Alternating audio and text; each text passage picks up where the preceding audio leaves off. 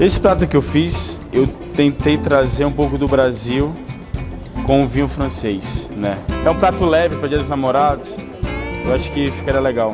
Então eu fiz uma abóbora cabotiá, um purê de abóbora cabotiá assada. O vinagrete de abacaxi, eu coloquei com camarão. E o peixe na brasa, um peixe super fresco. Então não é nada complicado esse prato. E eu finalizei com flor de borago, que eu acho que traz um ar marinho também, combina bastante com o vinho. Esse prato, eu escolhi ele por conta do vinho que a gente está trabalhando, que é um vinho da Provence Rosé. É um vinho que tem muita fruta, tem muita acidez, puxa muito para o mar. Então eu tentei casar todos esses elementos, todas essas características num prato só.